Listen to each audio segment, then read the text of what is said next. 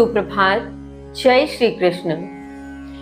कल के श्लोक के माध्यम से श्री कृष्ण ने अर्जुन को उत्तर देते हुए कहा कि रजोगुण से काम की उत्पत्ति होती है, काम की तृप्ति न होने पर क्रोध जन्म लेता है और ये इस संसार में सर्वभक्षी हैं, अर्थात सब कुछ अपने भीतर समेट लेने वाले तब भी तृप्त न होने वाले हैं। ये इस संसार में प्राणी के महान शत्रु हैं, महान पापी हैं। और इसी क्रम में श्री कृष्ण ने बहुत सार गर्भित और बहुत सुंदर संदेश दिया। उन्होंने कहा कि हे अर्जुन, प्रत्येक मनुष्य के भीतर वह ज्ञान स्थित है जिसे पाने के लिए वह बाहर अनेक प्रयास करता है। जिस प्रकार अग्नि धुएं से, दर्पण धूल से और भ्रूण गर्भाशय से ढका रहता है, उसी प्रकार प्रत्येक प्राणी के भीतर स्थित यह ज्ञान उसी के भीतर उपज रही काम वासनाओं से ढका रहता है। काम वासनाओं की तृप्ति के पीछे मनुष्य इतना पागल हो जाता है कि वह अपने ही भीतर स्थित इस ज्ञान को देख नहीं पाता। वह अपने ही भीतर स्थित इस प्रकाश से ऊर्जा को प्राप्त नहीं कर पाता और इसीलिए वह काम वासनाओं की तृप्ति के पीछे भी भागता है और इन्हीं से छुटकारा पाने के लिए बाहर से ही ज्ञान को प्राप्त करने की ओर प्रयास करता है, जबकि यह ज्ञान तो उसके स्वयं के भीतर स्थित है। आगे श्री कृष्ण क्या कहते हैं, आइए जानते हैं। श्लोक संख्या 39। आवृतम ज्ञानम एतेन ज्ञानिनो नित्यवैरिणा काम रूप कौन्तेय दुष्पूरेण नलेन च, दुष्पूरेण नलेन च। श्री कृष्ण कहते हैं, हे कुंती पुत्र, ज्ञानियों का ज्ञान इसके नित्य शत्रु काम के द्वारा ढका हुआ है। यह कभी न तृप्त होने वाली अग्नि के समान है। भावार्थ, यहाँ श्री कृष्ण गत श्लोक का विस्तार करते हुए कहते हैं कि हे अर्जुन, हे कुंती पुत्र, प्रत्येक प्रकार का ज्ञान प्रत्येक प्राणी के भीतर विद्यमान है, किंतु इन सभी ज्ञानियों का ज्ञान उसके नित्य शत्रु काम अर्थात विषय वासनाओं के पीछे छिपा हुआ है, उनके आवरण से ढका हुआ है। और काम वासनाओं के पीछे भागने वाला व्यक्ति इस आवरण को हटाकर स्वयं के ही भीतर स्थित इस ज्ञान को देखने का प्रयत्न ही नहीं कर रहा।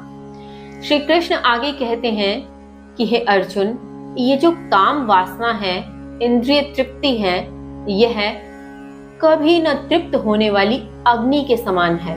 अर्थात जिस प्रकार किसी भी जगह प्रज्वलित अग्नि में यदि हम ईंधन स्वरूप कुछ भी डालते चले जाएं, तो अग्नि प्रत्येक वस्तु का अपने भीतर भक्षण करती चली जाती है। अग्नि कभी समाप्त नहीं होती जब तक हम उसके ईंधन स्वरूप कोई वस्तु अथवा किसी भी प्रकार की सामग्री को देना बंद न कर दें।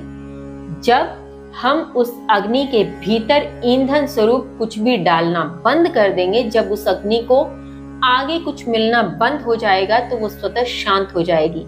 किंतु जैसे जैसे उसके दायरे में कोई सामान आता चला जाएगा, अग्नि उसका भक्षण करती चली जाएगी। काम वासनाओं की भी ठीक यही प्रक्रिया है।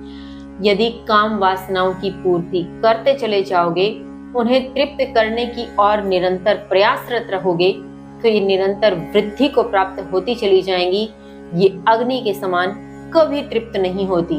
इनमें यदि ईंधन डालते चले जाएंगे, इन्हें यदि तृप्त करने का प्रयास करते चले जाएंगे, तो ये अपनी महत्वाकांक्षाओं को बढ़ाती चली जाएंगी और ये कभी समाप्त नहीं होंगी। इसी क्रम में आगे श्री कृष्ण कहते हैं, श्लोक संख्या 40। इंद्रियाणि मनोबुद्धिः अस्याधिष्ठानम् उच्यते ऐतिर्विमोह्यति एषः ज्ञानम् आवृत्य देहिनम् ज्ञानम आवृत्य देहिनम। श्री कृष्ण कहते हैं इंद्रियां, मन, बुद्धि इसके निवास स्थान है। इनके द्वारा यह ज्ञान को ढककर जीवात्मा को मोहित कर देता है। भावार्थ, यहाँ श्री कृष्ण काम अर्थात विषय वासनाओं के विषय में कहते हैं कि इस काम के निवास स्थान है इंद्रियां, मन और बुद्धि, और इन्हीं के द्वारा यह जो काम है, विषय वासना है, यह मनुष्य के ज्ञान को ढक लेता है। यही इंद्रियां किसी भी चीज को पाने की लालसा करती है, फिर मन चंचल है, उसके पीछे भागने का प्रयास करता है, और बुद्धि उसी चीज को पाने के लिए प्रयासरत करती हुई नए नए नियम बनाती है। इस प्रकार से ये निवास स्थान काम के जो हैं, यही व्यक्ति के ज्ञान को ढक लेते हैं, उसके ऊपर एक आवरण बना देते हैं, जिससे व्यक्ति को वासनाओं के अतिरिक्त कुछ दिखलाई ही नहीं देता, और इसी माध्यम से वह मोहित होता चला जाता है, इंद्रियों के पीछे निरंतर भागता चला जाता है, इंद्रियों को तृप्त करने के लिए सदैव प्रयासरत रहता है। इस श्रृंखला में आगे श्री कृष्ण इससे बचने के उपाय बताते हैं, किंतु क्या उपाय बताते हैं जानेंगे कल। तब तक के लिए जय श्री कृष्ण।